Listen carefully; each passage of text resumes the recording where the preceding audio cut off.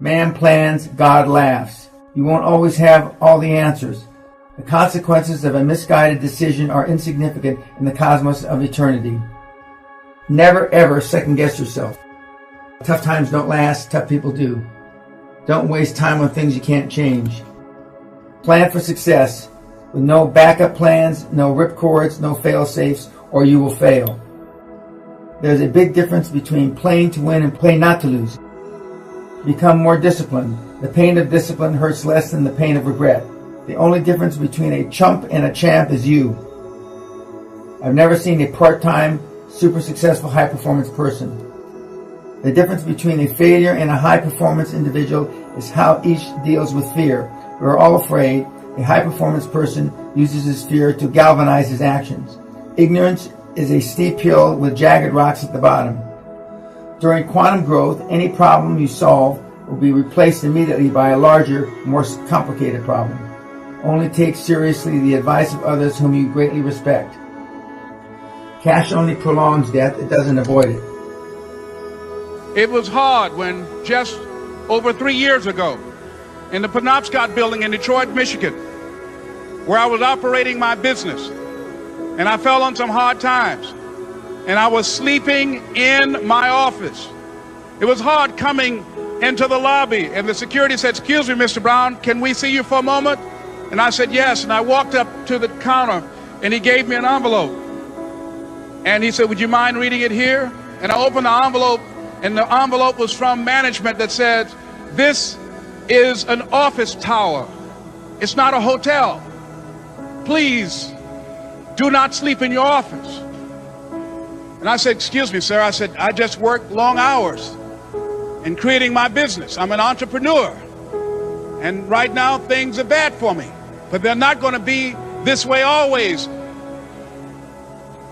And I just asked for the opportunity to continue to operate like I'm doing. I'm not trying to make this my home." And it was hard coming through the lobby.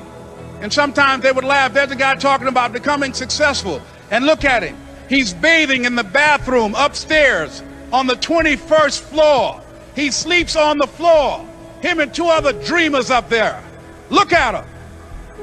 It was hard, ladies and gentlemen, coming to speak to people. And I was facing financial difficulties in my own life. I was behind on my bills and my dreams, and I'm saying to them, you can live your dream. It was hard, ladies and gentlemen. It was very difficult to pick myself up each day believing that I could do it. There were times that I doubted myself. I said, "God, why is this happening to me? I'm just trying to take care of my children and my mother. I'm not trying to steal or rob from anybody. Why did this have to happen to me?" It was very hard. And here's what I want to say to you. For those of you that have experienced some hardships, don't give up on your dream. No one could have convinced me by holding on, by continuing to push forward, by continuing to run toward my dream, that one day I would have my own talk show. It's a long shot, ladies and gentlemen, from Liberty City, an abandoned building on a floor, never knowing my mother or father. It's a long shot. Being here with you today in this dome in Atlanta, it's a long shot. No college training, labeled educable, mentally retarded, but I kept running toward my dream.